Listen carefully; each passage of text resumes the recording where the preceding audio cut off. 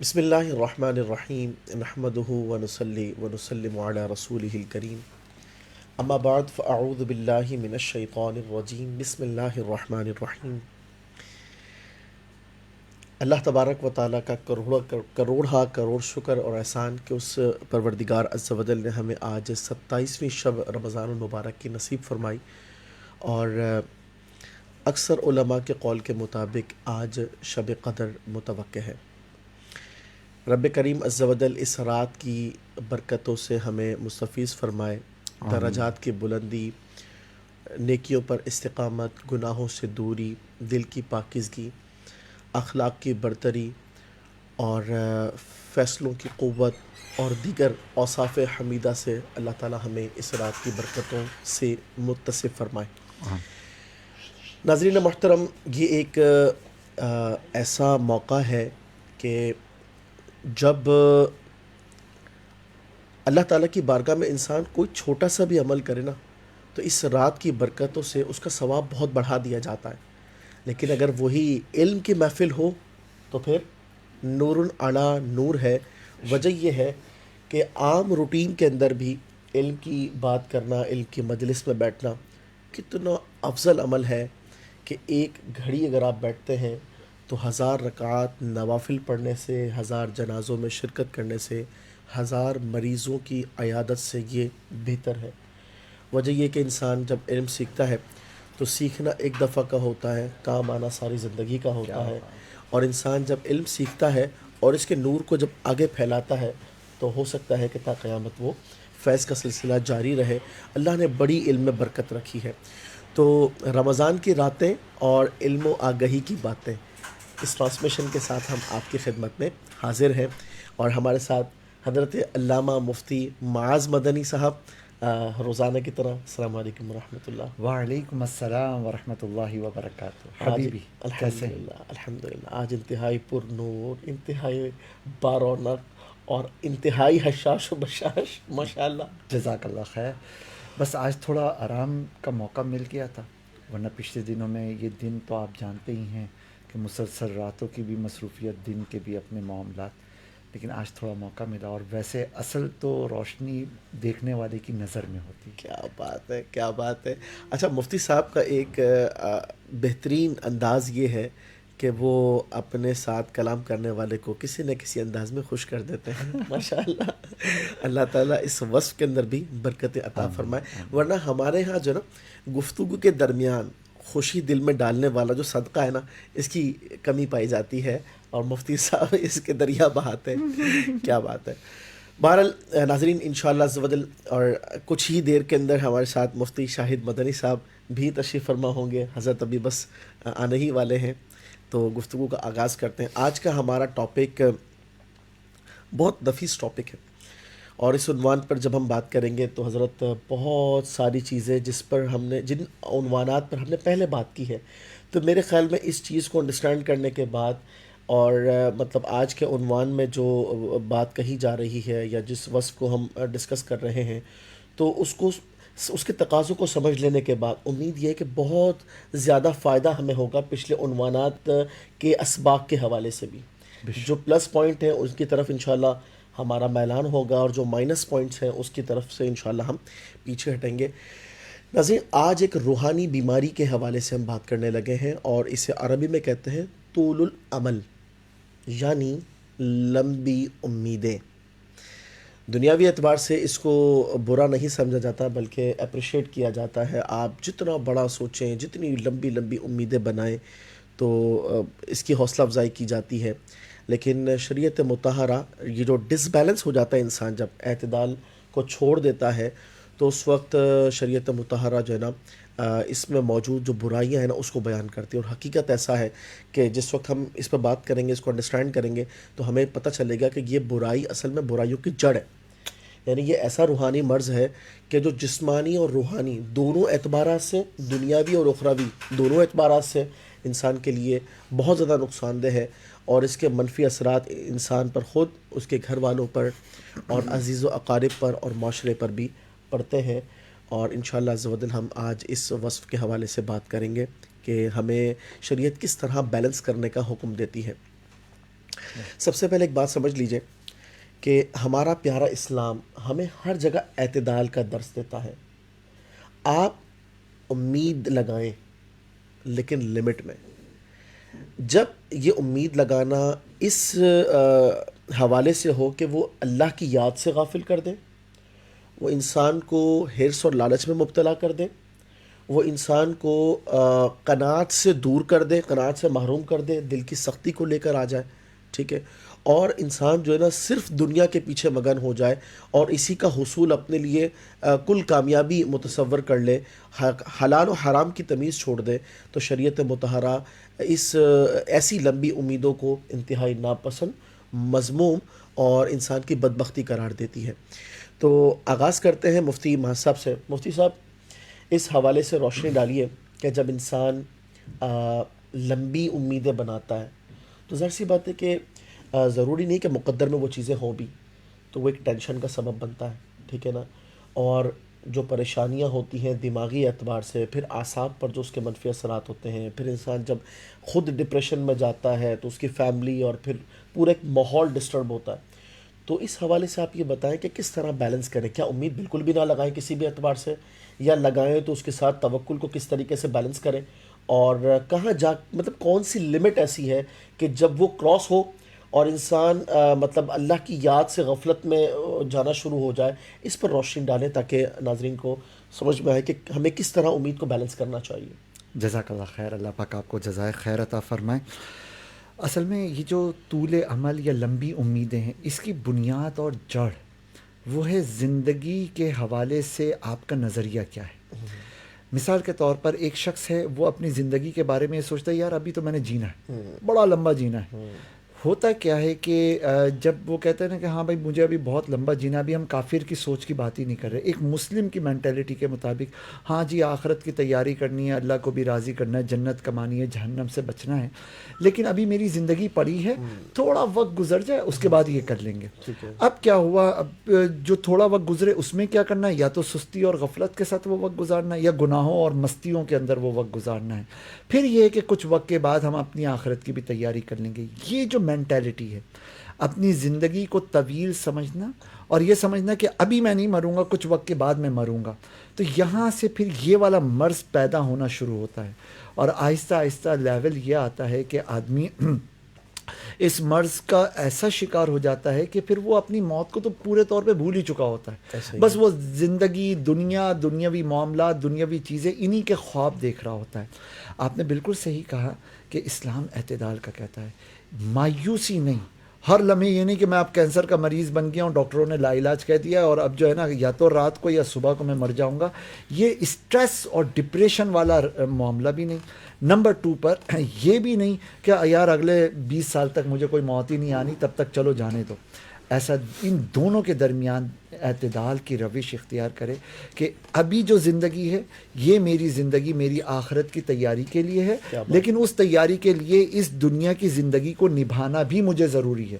تو دونوں چیزیں پیرالل چلیں، دونوں کے لیے پلاننگ ہو، دونوں کے لیے خواب دیکھے جائیں، لیکن ترجیح آخرت کے معاملات کو دے دی جائے کیونکہ اصل زندگی وہی. کیا بات ہے. سبحان اللہ. مفتی صاحب پروگرام میں خوش آمدید کہتے ہیں آپ کو، اور آج ماشاءاللہ کیا آپ چچ رہے ہیں. با امامہ ماشاء اللہ، کیا بات ہے.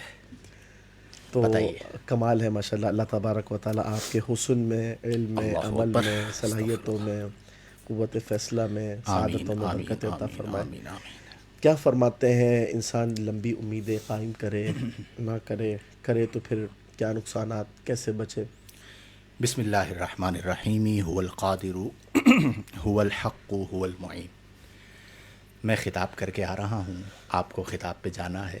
ایک جگہ یا 2 جگہ؟ 2 جگہ. چلیں خیر سے ہو. میرے خیال میں تھوڑی سی اگر آپ لوگ اجازت دیں تو شب قدر پہ ہم لوگ بات کر کے پھر موضوع پہ آ جاتے ہیں، تاکہ جو لوگ ہمیں دیکھ رہے ہیں تو وہ اس رات کی اہمیت کو سمجھیں، اور جو حصہ باقی ہے اس حصے میں وہ عبادت کو کر سکیں. ایک بات تو ہم یہ ترغیب دلاتے ہیں کہ اس رات کو روایتی انداز میں نہ گزاریں. اسے شب قدر بھی ہم کہتے ہیں، شب مغفرت بھی کہتے ہیں، شب نزول ملائکہ بھی کہتے ہیں، اور سب سے بڑھ کر عبادت یہ کہ سب سے بڑھ کر فضیلت یہ ہے کہ لیلۃ القدر خیر من الف شہر، کہ یہ وہ رات ہے کہ جو 1000 مہینوں سے بہتر ہے۔ ایک اور پہلو ہے جو صوفیہ کے یہاں اسے کہا جاتا ہے شب قرب، شب قرب، یعنی 6 مہینے پہلے سے صوفیہ اس رات کا بھی انتظار کیا کرتے تھے، اور اس رات کو جو اللہ کا قرب خاص ہے اس قرب خاص کی لذتوں سے لطف اندوز ہوتے تھے۔ سبحان اللہ۔ تو اگر یہ لذت قرب مل جائے تو پھر انسان کو کسی اور چیز میں لذت نہیں ملتی۔ تو اس لیے ہمیں یہ چاہیے کہ ہم اسے روایتاً نہ گزاریں بلکہ حقیقتاً اللہ تعالیٰ کے قرب کو محسوس کریں۔ وہ ایک صوفی صاحب ان کے پاس میں بیٹھتا تھا، وہ کہتے تھے بابا جی اگر اس رات میں آپ کو فرشتے اترتے ہوئے نظر آ جائیں تو آپ جہاں پہ ہو وہیں پہ کھڑے کے کھڑے رہ جاؤ، یعنی اتنے فرشتوں کا نزول ہوتا ہے کہ قدم بقدم ملائکہ ہوتے ہیں۔ کیا بات۔ اب ایک لمحے کے لیے آپ تصور کریں کہ آپ کو یہ نظر آ رہا ہو کہ آپ کے ادھر بھی ملائکہ، ادھر بھی ملائکہ، ادھر بھی ملائکہ، تو ادب کا عالم کیا ہوگا؟ اب آپ یقین کامل رکھیں کہ کیفیت یہی ہے، کیونکہ وہ جو ملائکہ اترے ہیں وہ اسی طرح کی تو محافل کو ڈھونڈ رہے ہیں، سبحان اللہ۔ اور جہاں پر ذکر ہو رہا ہے وہ وہاں پہ بیٹھے ہوئے ہیں۔ اب آپ کے برابر میں فرشتہ نوری مخلوق ہے، اب آپ اللہ کا ذکر کر رہے ہیں، اب آپ تلاوت قرآن کر رہے ہیں، اب آپ جو ہے وہ فکر کر رہے ہیں، اللہ کی صفات کے بارے میں غور و خوض کر رہے ہیں۔ یہ جو قرب کی لذت ہے نا، یہ دنیا کی کسی اور چیز کے اندر نہیں۔ میں ایک جگہ پڑھ رہا تھا، اہل اللہ میں سے کسی کا قول تھا کہ اہل الحبی، اہل محبت، غرباء فی الدنیا، دنیا کے مسافر ہیں، لا یجدون الراحت فیہا، وہ دنیا کی کسی چیز میں راحت کو نہیں پاتے۔ ان کی راحت کیا ہے؟ راحتہم الوحیدہ، ان کی ایک ہی راحت ہے، اور وہ کیا ہے؟ الجلوس مع محبوبہ۔ ہاں سبحان اللہ، کیا کیا بات اب ہے۔ یار یہ جو لذت قرب ہے کہ ہم بس محبوب کے پاس بیٹھے، دل محبوب سے لگا ہوا ہے، اور یہ تو وہ رات ہے کہ جس میں اللہ کریم آسمان دنیا پر تجلی فرما رہے ہیں۔ تو اس لیے تمام احباب یہ کوشش کریں کہ وہ میں ایک محاورہ مقولہ سناتا ہوں کہ وقت مجاب ربنا وہاب، سبحان اللہ۔ قبولیت کا وقت ہے، رب کریم وہاب ہے، بخشنے والا ہے، عطا کرنے والا ہے، تو اس کی عطا سے لطف اندوز ہو جائیں۔ دنیا ضمنی چیز ہے، وہ آپ نے کہا نا کہ وہ امیدیں جو ہمارا موضوع تھا، کیا بتائیں امیدوں کے بارے میں، بڑی لمبی فہرست ہے میرے پاس بھی امیدوں کی، یہ ہو جائے یہ ہو جائے۔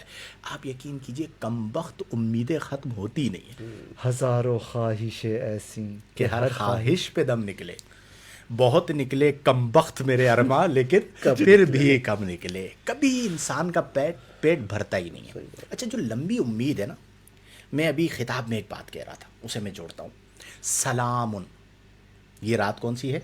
سلامتی والی۔ اب سلامتی مال کی، سلامتی جمال کی، سلامتی اہل و عیال کی، سلامتی عزت کی، یہ ساری چیزیں سلامتی کے اندر آتی ہیں۔ جی میرا مال بھی سلامتی میں رہے، میری جان بھی سلامتی میں رہے، میرے بچے بھی سلامتی میں رہیں، بچوں کی اماں بھی سلامتی میں رہے، گھر والے بھی، یہ ساری چیزیں۔ صوفیہ کا طرز فکر دیکھیں یار، وہ ان کے نزدیک سلامتی کیا ہے؟ اللہ والوں کے نزدیک صوفیہ فرماتے ہیں کہ سلامتی وہ ہے کہ جسے اللہ تبارک و تعالی انتشار فکر اور اضطراب قلب سے محفوظ فرما لے۔ کیا بات، اصل سکون اور اطمینان۔ یعنی سلامتی وہ ہے، آپ کے پاس سب کچھ ہے لیکن فکر میں انتشار ہے، آپ بیٹھے ہوئے ہیں، توجہ کبھی یہاں کبھی یہاں کبھی وہاں، اور اگر انتشار فکر کو کسی طرح آپ نے ختم کر بھی دیا لیکن دل مضطرب ہے دنیاوی معاملات میں، تو کہا سب کچھ ہے، آپ پہرے میں بھی ہیں، آپ سلامتی میں نہیں ہیں۔ اہل اللہ کے نزدیک سلامتی کیا ہے کہ انتشار فکر ختم ہو جائے اور اضطراب قلب ختم ہو جائے، پھر کیا ہوگا؟ پھر صرف اور صرف ایک چیز بچے گی، وہ ہے سکینہ۔ کیا بات، تنزل الملائکۃ والروح فیہا باذن ربہم من کل امر، سلام۔ اب یہ سلامتی کیا ہے؟ یہ انتشار فکر اور اضطراب قلب کا ختم ہونا ہے. اب بندے کو کسی اور چیز میں لطف ہی نہیں آتا، پھر وہ کہتا ہے جائیے کس واسطے اے درد میں خانے کے بیچ، اور ہی مستی ہے اپنے دل کے پیمانے کے بیچ. وہ جن کا عشق صادق ہے وہ کب فریاد کرتے ہیں، لبوں پہ مہر خاموشی دلوں میں یاد کرتے ہیں، وہ اطمینان حاصل ہو جاتا ہے. گویا کہ اب آپ لوگ گفتگو فرمائیں گے اس پہ، میں اسے یوں ختم کرتا ہوں کہ اگر آپ کو سلامتی اللہ نے دے دی، یا سلاموں کا ورد بھی کریں، تو پھر لمبی امید خود بخود آٹو پہ ختم ہو جائے گی. کیا بات ہے. یعنی لوگ سوچتے رہے کہ بھئی ہم کیسے ختم کریں، خیال تو ہوتا ہے میں یہ بھی کر لوں، یہ بھی کر لوں، یہ بھی کر لوں، پھر آپ میں طویل امید کی طلب ہی نہیں ہوگی. پھر آپ کا دل اللہ سے جڑا ہوا ہوگا، اور آپ کا دل قلوب العاشقین مساکن فیہا رسول اللہ ساکن. سبحان اللہ. کیا لطف ہے کمال، عربی کا. کمال. ٹھیک ہے، قلوب العاشقین مساکن، عاشقوں کے دل وہ رہنے کی جگہ ہے جہاں پر دنیا کی محبت نہیں رہتی، جہاں پر مال کی محبت نہیں رہتی، جہاں پر لمبی امید نہیں رہتی. فیہا رسول اللہ ساکن، اللہ کے رسول صلی اللہ علیہ وسلم یہاں پر رہتے ہیں. بس اس نسبت سے جڑ جائیں، لمبی امیدیں خود بخود ختم ہو جائیں. کیا بات ہے. بتائیے. حضرت بہت زبردست کلام ماشاء اللہ. اور انسان کو اللہ تبارک و تعالی نے جتنی چیزیں دی ہیں، اور مطلب وہی وَإِن تَعُدُّوا نِعْمَةَ اللَّهِ لَا تُحْصُوهَا، انتہائی کمالات کے بعد یہ جو جس وصف کے حوالے سے ہم بات کر رہے ہیں، یہ جو روحانی بیماری ہے، جب انسان اپنی امیدوں کو بڑھاتا ہے تو سب سے پہلے اس کی روح پر بوجھ آ جاتا ہے. وجہ کیا ہے؟ وجہ یہ ہے کہ وہ ایک ایسی مطلب ڈائریکشن ڈیسائیڈ کرتا ہے کہ جس کا ہونا نہ ہونا وہ یقینی نہیں، اور اگر مثال کے طور پر وہ قسمت میں ہی نہیں ہے، ٹھیک ہے، تو علاوہ مایوسی کے اور کچھ نہیں ہے. کچھ نہیں ہے. صحیح بات. اللہ تبارک و تعالیٰ نے قرآن پاک میں یہ جو 14واں پارہ جب سٹارٹ ہوتا ہے سورۃ الحجر، اس میں فرمایا کہ ربما یود الذین کفروا لو کانوا مسلمین. بہت سے کفار یہ چاہیں گے کہ کاش ہم مسلمان ہو جاتے، ٹھیک ہے، بلکہ کفار یہ چاہیں گے کہ کاش ہم مسلمان ہو جاتے. رسول پاک صلی اللہ علیہ وسلم کو حکم ارشاد فرمایا ذرہم یأکلوا ویتمتعوا، محبوب انہیں چھوڑ دیں، وہ کھائیں اور مزے اڑائیں. ویلہہم العمل، انہیں امید نے غافل کر دیا ہے. اللہ اکبر. اور فرمایا کہ فسوف یعلمون، ان قریب وہ جان لیں گے. اب بات یہ ہے کہ کفار کے بارے میں جو بات کہی جا رہی ہے وہ یہ ہے کہ کھانا پینا، موج مستی کرنا، اپنی لائف کو انجوائے کرنا، یہ ان کے ہاں کل مقصد، کل کائنات یہی ہے. اور فساق کا بھی یہی حال ہو یہی. چکا ہے. اب بات یہ ہے کہ بحیثیت مسلمان ہمیں غور کرنا ہے کہ یہ وسط تھا کافروں کا، مطلب یہ بدبختی ان کی تھی، اور آج ہمارے یہاں کیا ہے؟ کھاؤ پیو، مزے اڑاؤ، انجوائے کرو. اور فرمایا وَيُلْهِهِمُ الْعَمَلِ، دیکھیں جو آج ہم نے ٹاپک رکھا ہے طول عمل، طول عمل، سری الفاظ کے ساتھ فرمایا کہ انہیں کس نے غافل کیا. مطلب آپ یہ سمجھ لیں کہ بہت ساری چیزیں تھیں، لیکن ایک چیز کو فوکس کیا. وہ جڑ ہے کہ انسان جو ہے جب طویل امید لگاتا ہے تو پھر اس کے بعد وہ لازمی غفلت میں جاتا ہے. جب وہ غفلت میں جاتا ہے نتیجہ تباہی اور بربادی ہے. ایک بات شداد نے جنت بنائی تھی نا، یہی امید ہے. ایک بات مجھے یاد آ گئی ان کی بات سے کہ صوفی اور غیر صوفی میں فرق کیا ہے. تو کسی جگہ پڑھا تھا، ابھی یاد آیا، کہا غیر صوفی وہ ہوتا ہے یا غیر ولی وہ ہوتا ہے جو امید پر عمر بتاتا ہے، صوفی وہ ہوتا ہے جو یقین پر عمر گزارتا ہے. کیا بات ہے. ٹھیک ہے. اب آپ کے پاس دو چیزیں، ایک ہے امید، ایک ہے یقین. ٹھیک ہے. اہل اللہ جو ہوتے ہیں وہ اہل یقین ہوتے ہیں، وہ ان کی زندگی میں کلیئرٹی ہوتی ہے، وہ اس رب کے ہونے کو اپنے دل میں محسوس کر رہے ہوتے ہیں. اور جس چیز کو آپ محسوس کر رہے ہیں آپ اس کا انکار کیسے کریں گے؟ الذین یؤمنون بالغیب، جی، غیب پر. تو اب آج یعنی آپ کی بات سے اس بات کو یوں جوڑ لیجئے کہ آپ کی مرضی ہے، آپ کو امید پر عمر بتانی ہے یا یقین پر بتانی ہے. اور جو یقین والی زندگی ہے اس میں ایک ایک قدم آپ کا کانفیڈنس کے ساتھ ہوتا ہے. اور یقین صرف ایک ہے، اللہ کی ذات، اللہ کی ذات پہ. اور باقی سب دنیا مطلب بڑی واضح ہے. مفتی معاذ صاحب میں جب آپ وہ بات کر رہے تھے نا کہ انتشار فکر اور انتشار ذہن اور اضطراب قلب، اس سے بچ جائیں. اس وقت میرے ذہن میں ایک اصطلاح آ رہی تھی جو علماء متکلمین بھی استعمال کرتے ہیں، التوحید الخالص. کیا بات ہے، خالص، آپ ما سوى اللہ سے جو ہے نا ہٹ کیا کر بات. یکسو ہو جائیں ایک اللہ کی یہ پتہ ہے کیا ہے؟ یہ ہے وحدت الوجود جو آپ نے بات کی ہے نا. صوفیہ کی اصطلاح میں لا موجودہ الا اللہ. اشہد ان لا الہ الا اللہ کا معنی کیا ہے؟ لا موجودہ الا اللہ. وحدت الوجود کے قائل ہوتے ہیں کہ کائنات میں وہ کہتے ہیں کوئی اور وجود ہے ہی نہیں. سب سے پہلے اپنے وجود کی نفی کرتے، پھر ساری کائنات کی نفی. وہ کہتے ہیں لا موجودہ الا اللہ، کائنات کے اندر صرف ہمارے معبود کا وجود ہے، اس کے علاوہ کسی کا وجود نہیں. بتائیے. اللہ اکبر. اچھا، تھوڑا سا وہی ظاہر شب قدر ہے. شب قدر معروف معنی میں اسے شب قدر ہی ہم کہتے ہیں. قدر کہتے ہیں ویلیو کو. یس، یہ رات ویلیو ایڈیشن کی رات ہے. کیا بات ہے. یعنی سبحان ہر اللہ. معاملے کے حوالے سے فرشتے اتر رہے ہیں. لوگ پتہ نہیں موکلات کے لیے اور اس کے لیے اس کے لیے اتنے لمبے لمبے وظیفے.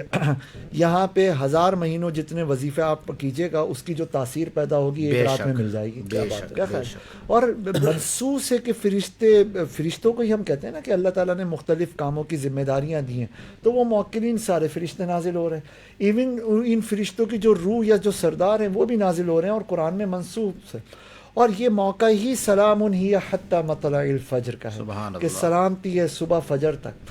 ایسے میں آپ اپنی فکر کو تھوڑا سا سلامت رکھیں. دنیاوی اسباب کی طرف توجہ ہونی چاہیے، ٹھیک ہے، لیکن خالق اسباب سے غافل ہو کر توجہ ہونا یہ تھوڑی سی بے اعتدالی ہے.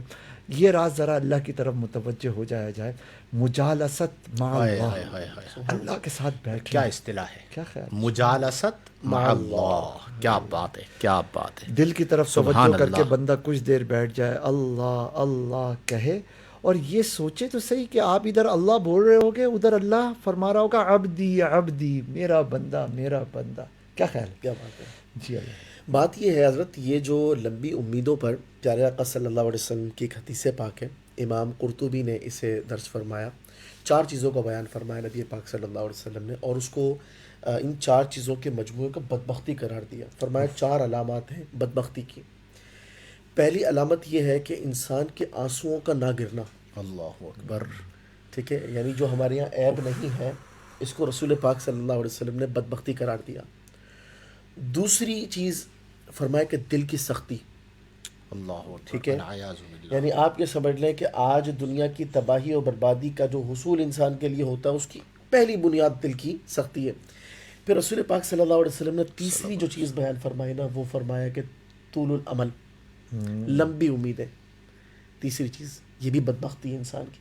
اور چوتھی چیز آپ صلی اللہ علیہ وسلم نے جو بیان فرمائی وہ ہے حرص دنیا. حضرت اگر آپ ان 4 اوصاف کو دیکھیں نا، 4 چیزوں کو دیکھیں، تو میں سمجھتا ہوں ان 4 میں جو ہے نا وہ بنیاد جو ہے نا وہ طول العمل بنتی ہے. بقیہ اس کے بعد پیدا ہوتا ہے. یعنی انسان جب لمبی امیدیں بناتا ہے تو پھر یہ لمبی امیدیں آخرت سے غافل کرتی ہیں، اللہ تبارک و تعالیٰ کے ہاں جو احتسابی عمل ہے اس سے غافل کرتی ہیں، اور انسان اب بھاگتا دنیاوی حرص کی طرف. اور یہ جو لالچ ہے نا، کون سی برائی ایسی ہے جو دنیاوی لالچ اور حرص اس کا سبب نہ بنے. یعنی انسان مال کے اندر حلال حرام کی تمیز چھوڑتا ہے، وجہ کیا ہے؟ دنیاوی حرص. انسان عبادت سے غافل ہوتا ہے، وجہ کیا ہے؟ دنیاوی حرص. انسان اللہ کی راہ میں مال خرچ کرنے سے بخل اختیار کرتا ہے، وجہ کیا ہے؟ دنیاوی حرص. مطلب آپ اب یہ جتنا کرپشن ہو رہا ہے، جتنا رشوتوں کا لین دین ہو رہا ہے، سودی کاروبار چل رہا ہے، لوگ ایک دوسرے کے ساتھ زیادتی کر رہے ہیں، حقوق پامال ہو رہے ہیں، ساری چیزوں کی بنیاد دنیاوی حرص. اور پھر اس کے بعد نبی کریم صلی اللہ علیہ وسلم نے جو پہلے 2 چیزوں کو بیان فرمایا، آنسوؤں کا نہ گرنا. یعنی یہ وہ چیز جو انسان کے دل کو نرم کرے، رقت قلبی لائے، اپنے گناہوں پر ندامت کا احساس دل میں بیدار کرے. اور انسان کے گناہوں کا کفارہ ہے یہ آنسوؤں کا گرنا.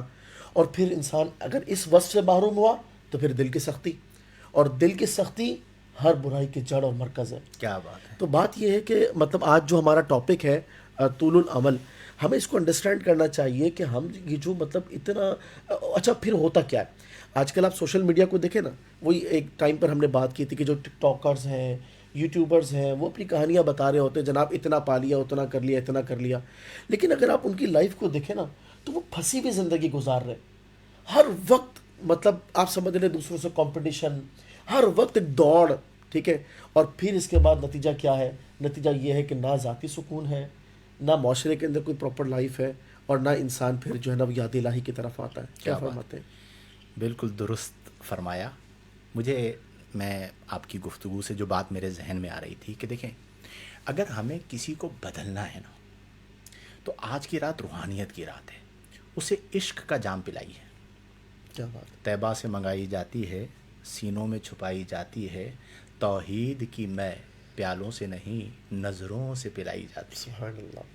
پینے کو تو پی لوں گا پر شرط ذرا سی ہے، بغداد کا ساقی ہو اجمیر کا ساقی ہو بغداد کا میں خان. خواجہ حضور غوث اعظم. یہ جو کیفیت ہے نا آنسو بہنے کی، آپ نے بات کی. آنسو کب بہتے ہیں؟ جب دل نرم ہوتا ہے. اصل جو معاملہ ہے نا، یہاں پر ذوق، یہاں پر شوق، یہاں پر کیفیت. وہ جو آپ فرما رہے تھے شب قدر کے حوالے سے، بعض جگہ پہ اہل اللہ نے لکھا کہ ہر وہ رات جس میں تمہیں اللہ کا قرب نصیب ہو گیا وہ تمہارے لیے شب قدر. سبحان اللہ. کیا قدر والی رات. وہ ایک جگہ میں نے پڑھا تھا کہ کسی سے سوال کیا گیا تھا کہ شب معراج افضل ہے یا شب قدر افضل ہے. موازنہ کیا گیا، شب معراج کی اپنی فضیلت، شب قدر کی اپنی فضیلت. تو پوچھا گیا کہ قدر افضل ہے یا معراج افضل ہے. بڑا خوبصورت جواب دیا. اس جواب کا نتیجہ میں نکالتا ہوں قرب سے.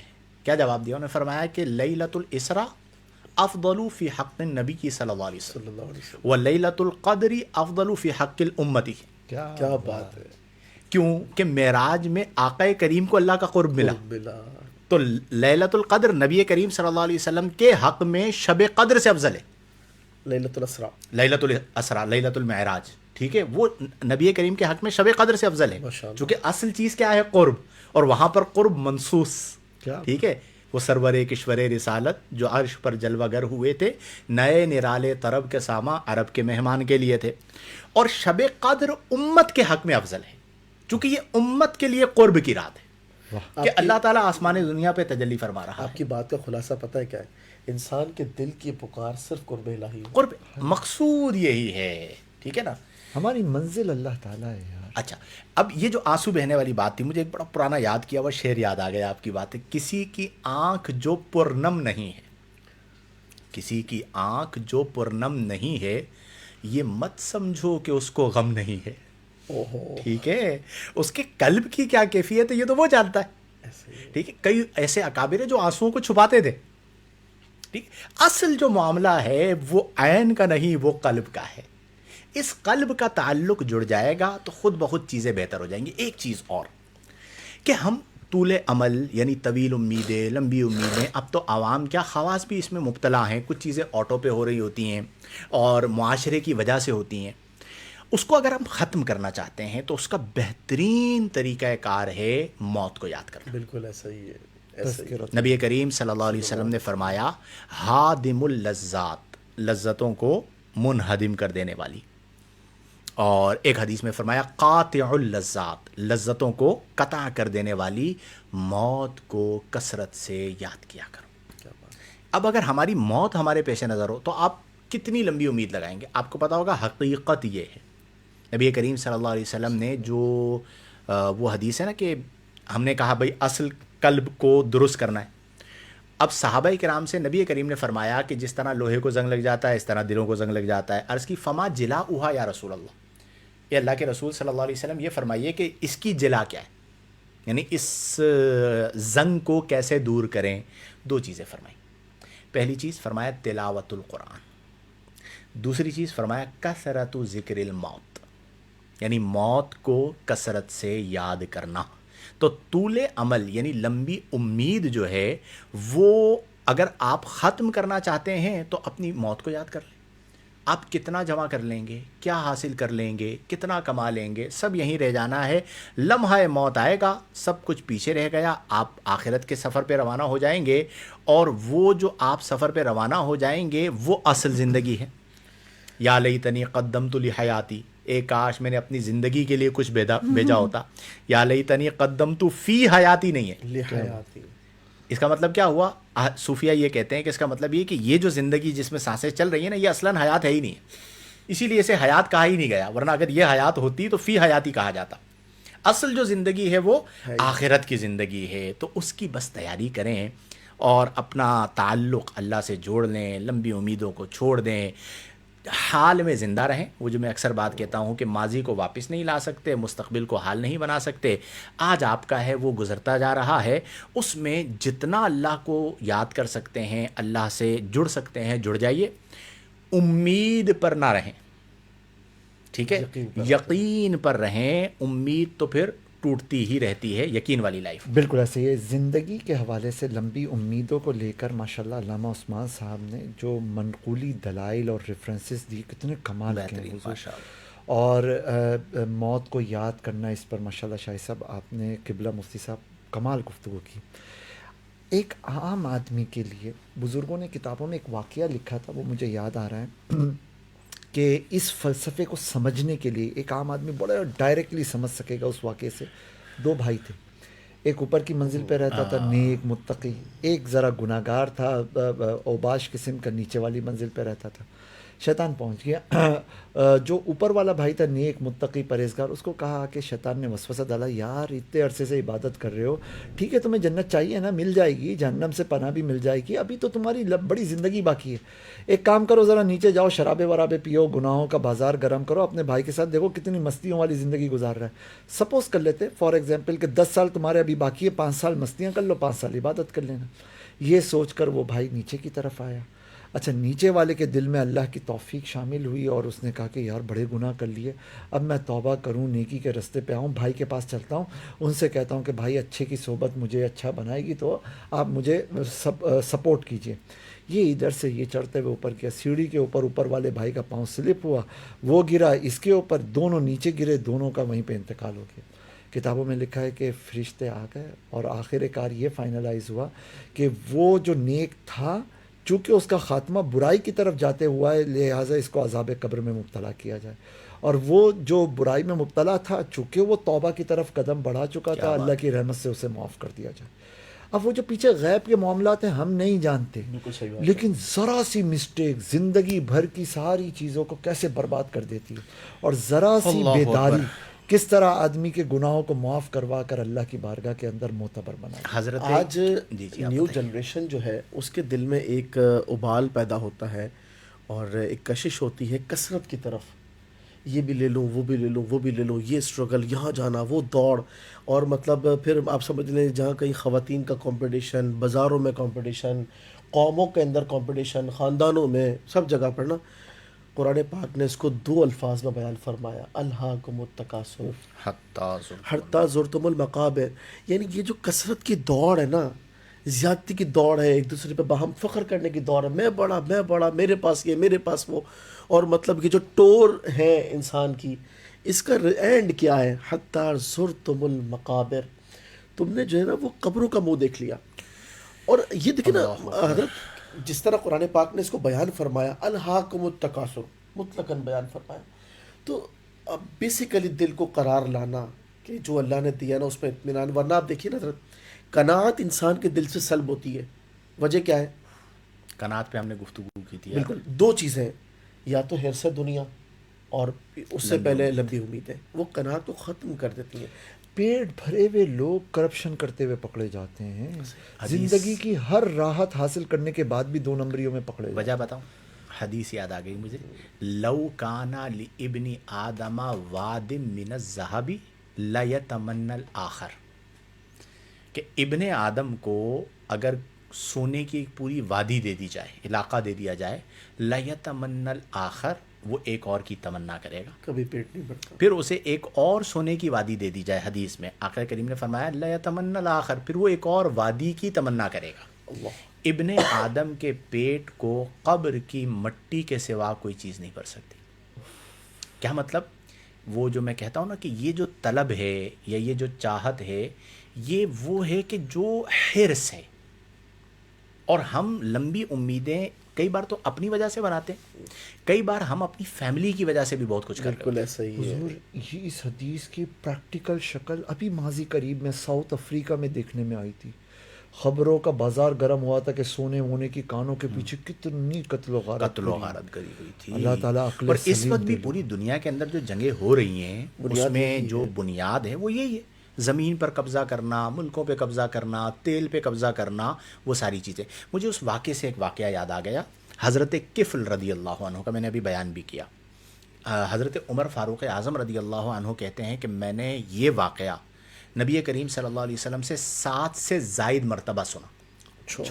یہ واقعہ نبی کریم صلی اللہ علیہ وسلم سے میں نے 7 سے زائد مرتبہ یہ واقعہ سنا. واقعہ یہ تھا کہ آقا کریم نے فرمایا کہ بنی اسرائیل میں ایک شخص تھا جس کا نام کفل تھا. اس کے پاس ایک عورت آئی، مجبور تھی، 600 دینار مانگے. اس نے کہا دینار تو دے دوں گا لیکن شرط یہ ہے کہ میری خواہش پوری کرنی ہوگی. جب وہ معاملہ ہونے لگا تو اس عورت پر کپ کپی طاری ہو گئی. اس نے اسے کہا کہ تم کیوں کپ کپا رہی ہو؟ اس نے کہا اللہ کی وجہ، اللہ کے ڈر سے، کبھی میں نے اس طرح کا معاملہ نہیں کیا.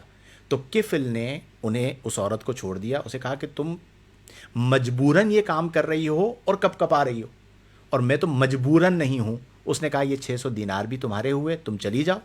اللہ کی بارگاہ میں سچی توبہ کی کہ آج کے بعد کفل کوئی گناہ نہیں کرے گا. رات کو انتقال ہو گیا. اللہ اکبر. آپ جو بات کہہ رہے تھے، رات کو انتقال ہوا.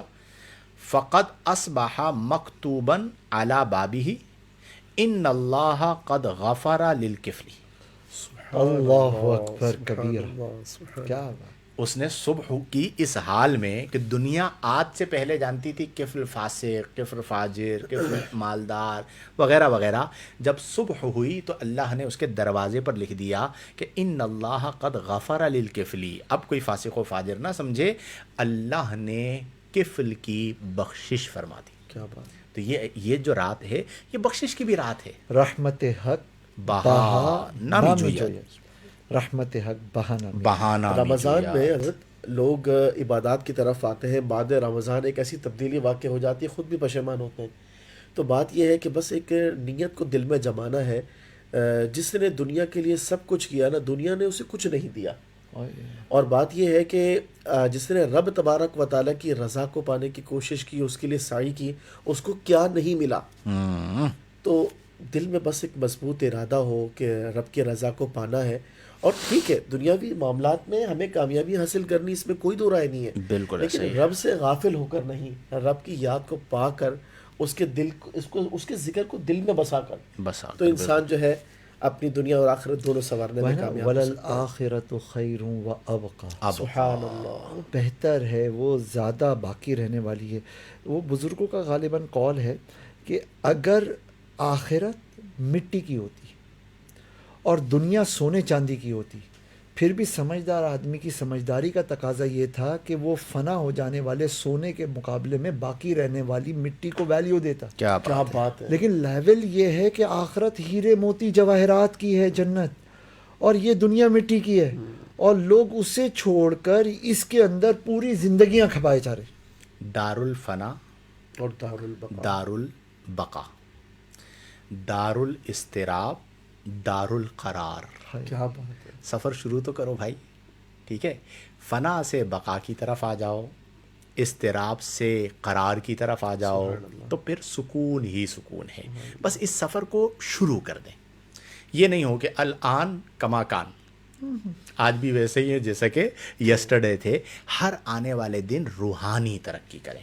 اور جب آپ روحانی دنیا میں آ جائیں گے نا، اپنے من میں ڈوب کر پا جا سراغ زندگی.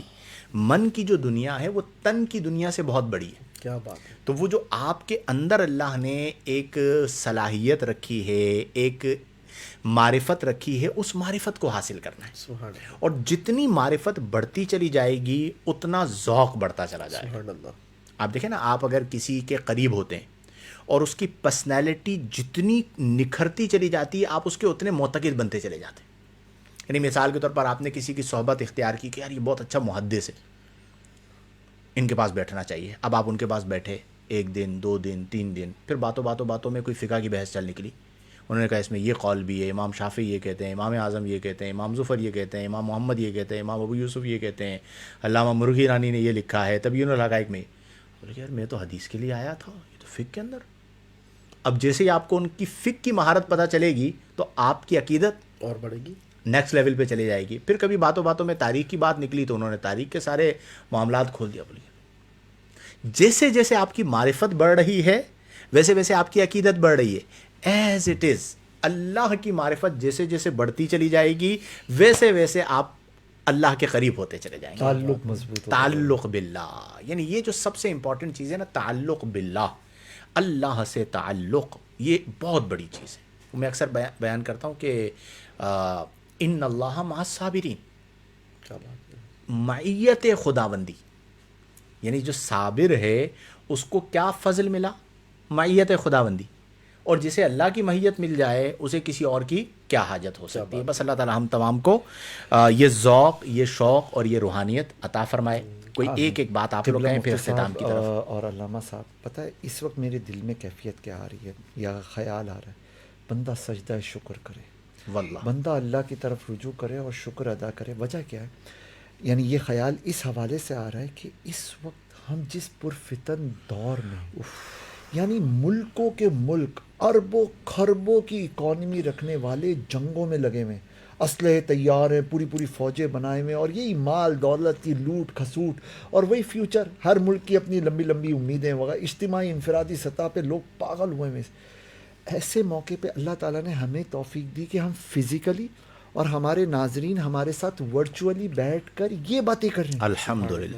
مطلب ان باتوں کو ابھی جو باشعور لوگ ہیں نا وہ تو ویلیو کی نظر سے دیکھ رہے ہوں گے. جو دنیا دار مزاج کا آدمی نا وہ کہے گا یہ کیسے پاگل، یہ بیلول دانا بیٹھا ہوا ہے، یعنی یہ کیا باتیں کر رہے ہیں، یہ آج کے دور کی باتیں، 21ویں صدی میں ہو صاحب تم، اور تم مادے سے ہٹ کر آخرت کی اور اس کی باتیں کر رہے ہو. اللہ کا ہم پر احسان ہے. یا اگر اللہ کی توفیق نہیں ہوتی ہم کہاں ہوتے. نادان کہہ رہا ہے بہلول دانا. واہ واہ، یہ ہے اللہ والوں کی شان کہ دانا بہلول ہے، نادان. اور آج تک آپ دیکھیں ان کے نام کا حصہ بنا ہوا ہے بہلول دانا. دانا وہی تھے. قبرستان جا کے بیٹھتے تھے نا. کہا میں ان لوگوں کے ساتھ بیٹھتا ہوں جو کسی کی غیبت نہیں کرتے، حسد نہیں کرتے. آپ دیکھیں کیا کمال تھا. اگر کوئی مجذوب ملے نا یار زندگی میں آپ لوگوں کو ملواؤں گا. میں نے تو مطلب الحمدللہ 1-2 مجذوب دیکھیں. ان کے پاس آتے واقعتاً مجذوب پاگل نہ ہو، وہ ایسے ایسے جواب دیں گے آپ بولو گے کہ یار آپ، یعنی آپ حیران ہوتے چلے جائیں گے. وہ جو جذب طاری ہوا تھا ابن جوزی پر محفل حضور غوث اعظم میں، بدلی ہے، جذب طاری ہوا تھا. قال قال قال قال قال کہا یہ تو مجھے بھی تفسیر پتا، یہ تو مجھے بھی تفسیر پتا. جب سرکار غوث اعظم نے فرمایا نا کہ اب ہم قال سے حال کی طرف آتے ہیں تو جذب طاری ہو گیا تھا. پھر وہ جو کیفیت ہے نا وہ بندے کو گھماتی ہے، اور وہ پھر بندے کے سامنے ہوتا کیا ہے اصل میں پردے اٹھ جاتے ہیں. اور جب پردے اٹھ جائیں نا پھر آپ جو مشاہدہ کرتے ہیں وہ ایک الگ چیز ہوتی ہے، وہ ایک الگ روحانیت ہوتی ہے. بس اللہ تعالیٰ ایسے لوگوں کی صحبت دے. آپ یقین کریں ان باتوں میں ٹائم کا پتہ ہی نہیں چلتا. کیا بات. ابھی میں خطاب کر رہا تھا، میں نے آج ارادہ کیا تھا کہ میں لائیو تھا نا اپنا حمزہ، ٹھیک ہے، تو میں نے ارادہ کیا میں 11:15 بجے ختم کروں گا اور اوپر آ جائیں گے. اب وہ بات ایسی چل رہی تھی، مجمع اتنا بڑا تھا، میرا دل بھی کر رہا تھا کہ میں طویل کروں. پھر آخر میں جب میں نے دیکھا 11:05 ہو گئے تو پھر میں نے خطاب کو ختم کیا.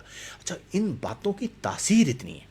میرا پورا آج خطاب جو ہے نا نفس امارہ، نفس مطمئنہ، نفس لوامہ، بنیادی طور پر جس پر میں بات کر پایا. نفس راضیہ پہ بات نہیں ہوئی، اچھا، نفس ملہمہ پہ بات نہیں ہوئی، نفس مردیہ پہ بات نہیں ہوئی، نفس کاملہ پہ بات نہیں ہوئی، اور خطاب کا ٹائم ختم ہو گیا. یہ جو روحانیت والی باتیں ہیں، کیا بات. یہ باتیں آپ یقین کیجئے کہ اس میں یوں لگتا ہے نا کہ پروں سے ڈھانپ لیا ہے ملائکہ نے. روحانی حصہ جو ہے نا وہ تقسیم ہو رہا ہوتا ہے، وہ بہتا چلا جاتا ہے، آدمی لہروں کے ساتھ ساتھ بہتا چلا جاتا ہے. کیا خیال ہے، جوابات شامل کریں؟ بالکل. آپ کچھ فرمائیں. ایک بڑی پیاری دعا، ربنا آتنا فی الدنیا حسنہ وفی الآخرۃ حسنہ وقنا عذاب النار. بالکل. جب بھی اس دعا کو اللہ تبارک و تعالیٰ کے حضور پیش کریں تو بس اب تھوڑا سا تبدیلی کے ساتھ کہ دل رب کے حضور حاضر ہو، اور اس فکر اور سوچ کے ساتھ کہ یا اللہ دنیا کے اندر جو ہم نے برتنا ہے ہمیں ویسا رکھ جو ہماری ضروریات کے لیے کافی ہو، اور فکر جو ہے نا وہ آخرت کو سنوارنے کے لیے ہو. کہ رب کریم عز و جل ہمارے دل کو اتنا خوبصورت کر دے، ہمارے کردار کو اتنا بہتر کر دے، اور ہماری اللہ کی یاد اور اللہ تبارک و تعالیٰ کی جو مطلب معیت حاصل کرنے کا جو شوق و ذوق ہے اس کو اللہ تعالیٰ ایسا بڑھا دے کہ ہم اپنی آخرت کی طرف متوجہ رہیں، قبر کو بہتر بنانے، اسے روشن کرنے، اور اللہ تبارک و تعالیٰ کے حضور اس کی ملاقات کا شوق، سبحان رسول پاک صلی اللہ علیہ وسلم کی جو شفاعت کا جو حصہ ہے وہ اپنے اندر پانے کے لیے، اس جدوجہد کو انسان جو ہے وہ کرنے کے لیے ایک جو ذہنی طور پر اور قلبی طور پر تیار ہوتا ہے، رب کریم ہمارے دل کو ویسا کر دے، اور پھر دنیا کے ساتھ ساتھ آخرت کی فکر بھی ہو، اور پھر انشاءاللہ کرم ہی کرم ہوگا کہ ہمیں رقت قلبی حاصل ہوگی، دل کی نرمی، اور یہ جو آنسوؤں کا بہنا ہے، آخرت کی فکر ہے، یہ ساری چیزیں انشاءاللہ ہمیں اللہ تبارک و تعالیٰ عطا فرمائے گا، اور ہم دعا کرتے ہیں کہ آج کی اس بابرکت شب کے موقع پر اللہ تبارک و تعالیٰ ہمیں یہ ساری چیزیں نصیب فرمائے۔ آمین ثم آمین۔ پھر کے گلی گلی تباہ، ٹھوکریں سب کی کھائیں کیوں، دل کو جو عقل دے خدا، تیری گلی سے جائے کیا کیوں۔ بات ہے، اعلیٰ حضرت فاضل بریلوی، یار کیا کمال شخص۔ عقل کی نسبت کس کی طرف کی؟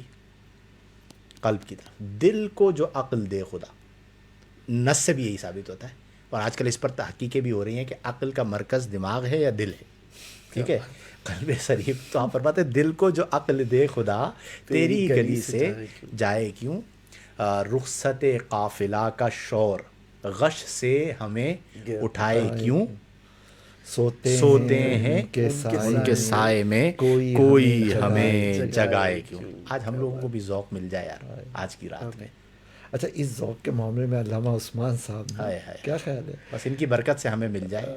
آپ دونوں بھی کیا کم ہے، استغفر اللہ، دونوں استاد پر ذوق آدمی ہے، ماشاء اللہ ماشاء اللہ۔ چلیں جی، جوابات شامل کریں۔ بسم اللہ الرحمن الرحیم۔ آ جاتے ہیں جانب جوابات۔ سب سے پہلا کامنٹ جو میرے سامنے ہے وہ ہے انس نسیم صاحب کا۔ ماشاء اللہ، آپ تمام امامہ شریف میں بہت خوبصورت لگ رہے ہیں، بارک اللہ، ماشاء اللہ۔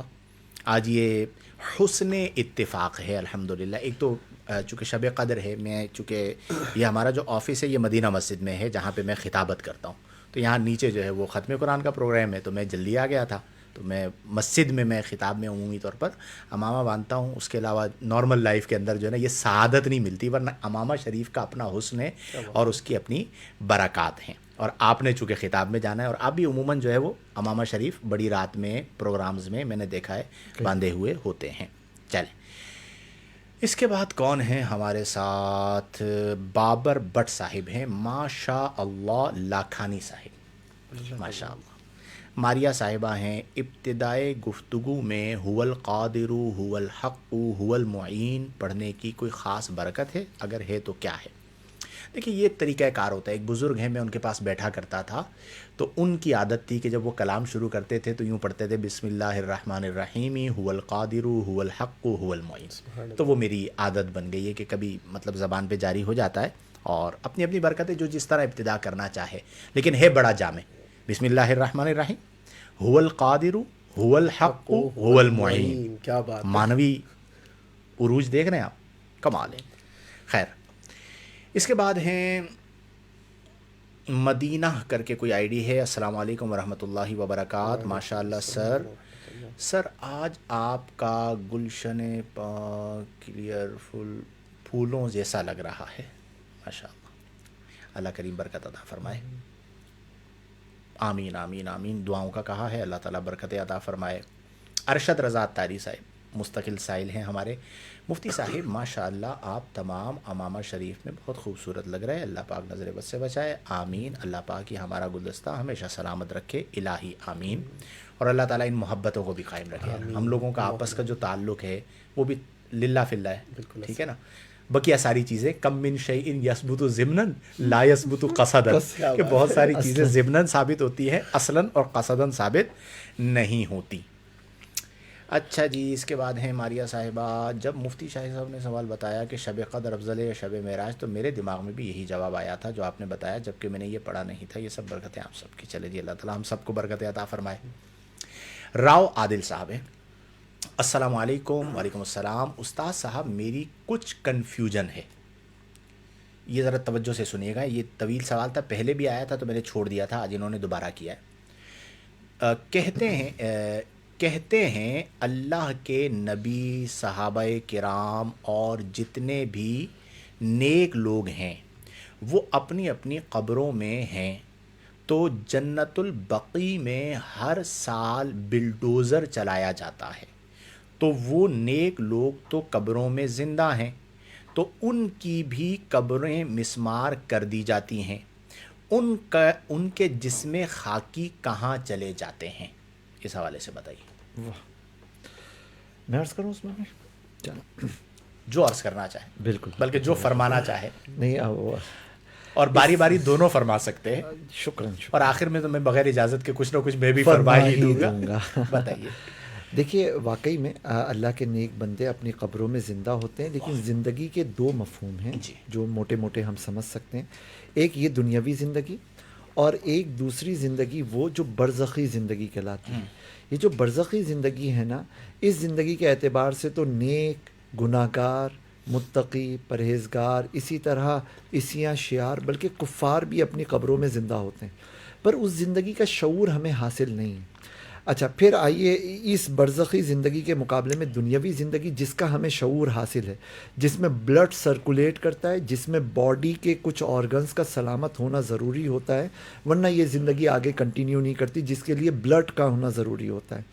اللہ تعالیٰ اپنے پیغمبروں کو, شہیدوں کو اور دوسرے نیک بندوں کو زندگی عطا کرتا ہے, اور وہ ہماری اس دنیا کی زندگی سے بھی بہتر زندگی ہوتی ہے, پر ہمیں اس کا شعور ہی نہیں حاصل ہوتا. اس کے لیے بلڈ کی سرکولیشنز, اس کے لیے آرگنز کا سلامت ہونا یہ لازم و ضروری نہیں ہوتا. اب وہ زندگی کیسی ہے, شاید آپ اور ہم قبر میں چلے جائیں یا ہم برزخ کی دنیا میں جائیں تو وہاں پہ ہمیں اس کا شعور مل جائے, یا انشاءاللہ جنت میں جائیں گے تو پورا شعور حاصل ہو جائے گا. اور قرآن نے شہیدوں کی زندگی کے بارے میں بھی یہی فرمایا.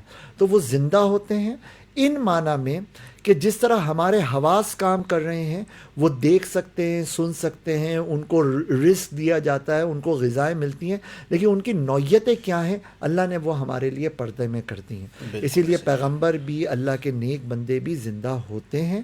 اس زندگی کا کما حق ہوا ہمیں شعور حاصل نہیں. ہاں, پیغمبروں کی جو زندگی ہے وہ ہماری اس دنیاوی زندگی سے اوپر کے گریڈ کی زندگی ہے. یہی معاملہ شہیدوں اور نیک لوگوں کے لیے. بالکل. اور جس زمانے میں یہ بلڈوزر والا معاملہ ہوا تھا, یہ ہر سال نہیں ہوتا.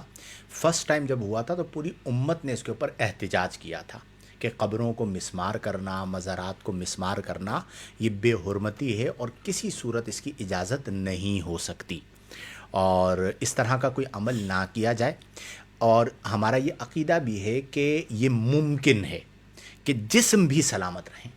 انبیاء کے بارے میں تو منصوص ہے نا کہ فنبی اللہ حی یرزق, ان کے اجسام بھی جو ہے وہ سلامت رہتے ہیں. حرم علی الارض ان تأکل اجساد الانبیاء فنبی اللہ حی یرزق عند ربی. چلے جی, ارشد رضا عطاری صاحب, مفتی صاحب, نبی کریم صلی اللہ علیہ وسلم نے آخری عشرے میں شب قدر تلاش کرنے کا حکم ارشاد فرمایا, لیکن لوگ صرف 27 رمضان کو شب قدر سمجھتے ہیں. کیا 27 کو چانس زیادہ ہوتے ہیں شب قدر کے؟ برائے کرم رہنمائی فرمائیے.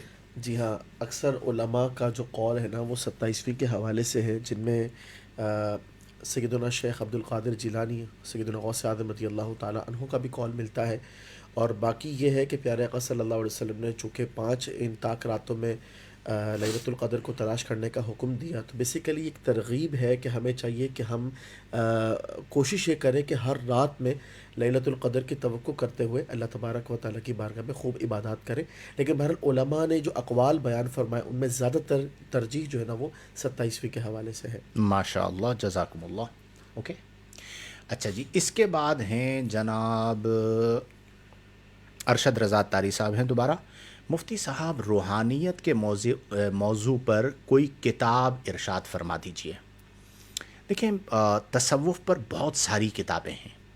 اگر تو آپ واقعتاً تصوف کو سیکھنا چاہتے ہیں, یعنی صوفی بننا چاہتے ہیں, یعنی اللہ والوں کی صحبت اختیار کرنا چاہتے ہیں, تو یہ اصلاً درسی چیز تو نہیں ہے, یہ تربیتی چیز ہے. یعنی یہ جام پلایا جاتا ہے. تو ایک تو یہ ہے کہ کسی صاحب نظر کی صحبت کو اختیار کریں. دوسرا یہ ہے کہ کتابوں سے فائدہ ضرور ہوتا ہے. یعنی آپ جب احوال پڑھتے ہیں نا اہل اللہ کے، تو ان کے احوال آپ پر اثر انداز ہوتے ہیں. تو اس سلسلے میں جو میری سب سے پسندیدہ کتاب ہے نمبر 1 وہ ہے رسالہ قشیریہ. دور طالب علمی میں بھی میں کہا کرتا تھا، تو بہترین کتاب ہے، ایک جلد میں مل جاتی ہے رسالہ قشیریہ، یہ آپ پڑھیے، بہترین کتاب ہے. اور 2 جلدوں میں آپ کو ایک اور کتاب مل جاتی ہے قوت القلوب، یہ تصوف میں سب سے اصل کتاب ہے. احیاء العلوم کا بھی جو اکتساب ہے وہ قوت القلوب سے ہے، تو آپ قوت القلوب لے لیجئے، اس کو آپ مطالعہ کرنا شروع کریں. تو جب آپ احوال صوفیہ پڑھیں گے نا تو انشاءاللہ الجلیل بہترین ہوگا. اور اگر آسان کرنا چاہیں تھوڑا سا تو کشف المحجوب علمی طور پر بڑی مضبوط کتاب ہے، ٹھیک ہے. تو کشف المحجوب داتا علی حجویری رحمۃ اللہ تعالیٰ علیہ کی تصنیف ہے، آپ یہ ضرور پڑھیے. اسی سے ریلیٹڈ ان کا سوال ہے، مفتی صاحب آپ نے جو نفس کی اقسام ارشاد فرمائیں، برائے کرم کبھی یہ موضوع ہو جائے تو مہربانی ہوگی. انشاءاللہ کبھی ممکن ہوا تو ہم اس پر گفتگو کر لیں گے. مصطفیٰ رضا صاحب، مفتی صاحب آپ کیا کریں اس قوم کا، آپ تینوں کمال لگ رہے ہیں ماشاءاللہ، اللہ سلامت رکھے. آج چینج نظر آ رہا ہے تینوں. کبھی ایک آدھ پروگرام کے بعد میں نے باندھ لیا تھا، آپ لوگ ٹوپی میں تھے، تو آج حسین اتفاق ہے ماشاءاللہ. اچھا جی، اس کے بعد ہیں کون ہیں جناب، فوزیہ صدیقی صاحبہ. مفتی صاحب جیسا کہ انسان اس دنیا سے موت کے بعد ہمیشہ رہنے والی دنیا میں انتقال کر جاتا ہے، یعنی منتقل ہو جاتا ہے، تو کیا یہ کہہ سکتے ہیں کہ ہر انسان کی زندگی حیات جاویداں ہے؟ بالکل ایسے ہی ہے کہ اللہ تعالیٰ نے انسان نامی مخلوق کو ختم ہو جانے کے لیے نہیں بنایا. تو یہ انسان تو رہے گا، اس کے ادوار الگ الگ ہیں. ایک دور دنیاوی زندگی کا، ایک تو ماں کے رحم کی زندگی کا تھا، پھر دنیاوی زندگی کا ہے، پھر برزخ کی زندگی کا ہے، پھر قیامت میں اٹھیں گے، پھر یا تو مومن ہیں تو دائمی جنت، یا کافر ہیں العیاذ باللہ تو دائمی جہنم، اور اس کا کوئی اختتام نہیں ہے. ٹھیک ہو گیا. اللہ تعالی ہم تمام کو توفیق عمل عطا فرمائے. اب کچھ کامنٹس میرے پاس حسب معمول وہ میں اپلیکیشن کر نہیں پایا تھا، تو جتنے سوالات تھے، اب کامنٹ ہے 15 سوالات، اور میرے پاس جو بار بار ریپیٹیڈلی نظر آ رہے ہیں وہ چند سوالات ہیں جو میں نے شامل کر لیے ہیں. میرے خیال میں آج تھوڑا اختتام کرتے ہیں، تھوڑی سی رخصت دے دو یار، تھکن بھی کافی ہے. ٹھیک ہے، تقریباً ہماری گفتگو مکمل ہوئی، پھر آپ کو بھی بیانات میں جانا ہے. تقریباً ہم نے اپنے موضوع پر سیر حاصل گفتگو کی. آج کا ہمارا موضوع تھا طول عمل، یعنی طویل امیدیں، لمبی لمبی امیدیں لگانا. اس کی مذمت بیان کی گئی ہے نبی کریم صلی اللہ علیہ وسلم کی تعلیمات میں بھی. اصل انسان وہی ہے جسے دنیا میں جتنا رہنا ہے اتنی فکر دنیا کی کر لے، اور جتنا آخرت میں رہنا ہے اتنی فکر آخرت کی کر لے. رمضان کے آخری لمحات ہیں، اپنے اندر ذوق عبادت، شوق عبادت کو بڑھائیں، اور کوشش یہ کریں کہ صرف سننے کی حد تک نہ ہو. ہمارے یہاں یہ ایک بہت بڑا مسئلہ ہے کہ ہم بعض اوقات سن بھی اس لیے رہے ہوتے ہیں، ہمیں بولنا ہوتا ہے. اور میں ہمیشہ یہ کہتا ہوں کہ بھئی توجہ سے سن کر اپنے آپ کو بدلنے کے لیے سماعت کیا جائے. تو یہ جو ہم گفتگو کر رہے ہوتے ہیں، اس میں آپ کے کام کی کوئی بھی چیز ہو، کوئی چیز تو ہوگی، اسے سن کر اپنے آپ کو بدل دیں، تو یہ مقصود حاصل ہوگا. میں اس چیز کا بالکل مخالف ہوں کہ آپ مزے کے لیے سنیں.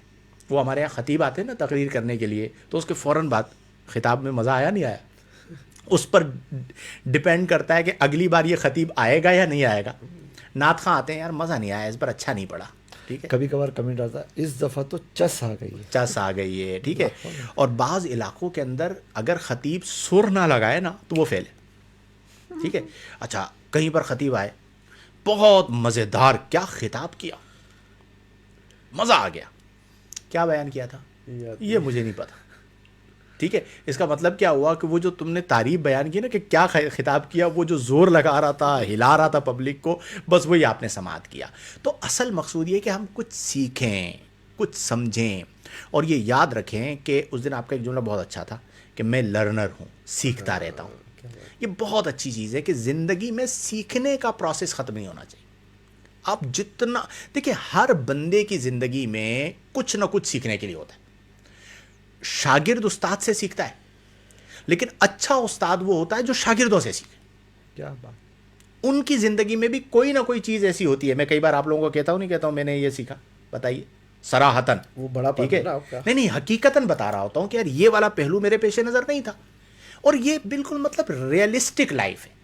تو آپ کی زندگی میں آپ سیکھیں تو فیاضانہ طور پر اسے تسلیم کریں, اور زندگی میں آپ کو کہیں نہ کہیں جو لرنر آدمی ہوتا ہے نا, سیکھنے والا ہوتا ہے, اسے ہر چیز میں کچھ نہ کچھ سیکھنے کو مل جاتا ہے, اور جو سیکھتا سیکھتا سیکھتا آگے بڑھتا رہے تو اس کی زندگی تبدیل ہو جاتی ہے. اور جو سیکھنے والا ہوتا ہے وہ سیکھ ہی لیتا ہے, اگرچہ کوئی سکھائے یا نہ سکھائے. بات سمجھ میں آ رہی ہے؟ جو سیکھنے والا ہوتا ہے وہ سیکھ لیتا ہے, ورنہ سکھانے والا کہتا ہے اتنے سال ہو گئے ابھی تک جو ہے وہ اسٹینڈ لگانا نہیں سیکھا. ٹھیک ہے, تو ہر طرح کے لوگوں سے واسطہ پڑتا ہے. اصل یہ ہے کہ آپ میں طلب ہو, کیا بات ہے. جسے طلب جن کی صادق ہوتی ہے, سچے سیکھنے والے ہوتے ہیں, ان کی زندگی میں سیکھنے کا موقع قدم بہ قدم آتا ہے, اور وہ پھر اس سے سیکھتے ہیں اور ان کی زندگی میں تبدیلی آتی ہے. مجھے امید نہیں یقین ہے کہ جو لوگ مستقل تقریباً 27 روز ہو گئے, آج 28واں پروگرام, آج 27واں پروگرام ہے. 27واں پروگرام الحمدللہ ہو گیا. تو ان 27 دنوں میں آپ لوگوں نے بہت کچھ سیکھا ہوگا, اور اگر سیکھا ہے تو اسے اپنی زندگی کا حصہ بنائیے, اور اللہ تبارک و تعالی ہم تمام کو توفیق عمل عطا فرمائے. انشاءاللہ الجلیل بشرط حیات کل رات تقریباً 11 بجے ایک نئے موضوع کے ساتھ اور آپ کے سوالات کے جوابات کے ساتھ ہم حاضر ہوں گے. میں اللہ کے حضور دعا کرتا ہوں کہ اللہ تعالی ہم تمام کو فرائض و واجبات کی پابندی کرنے, صغائر و کبائر سے اجتناب برتنے, قرآن و سنت, شریعت و سنت اور احکام شریعت و طریقت کے مطابق زندگیاں بسر کرنے کی توفیق عطا فرمائے. آمین بجاہ النبی الامین. و آخر دعوانا ان الحمد للہ رب العالمین.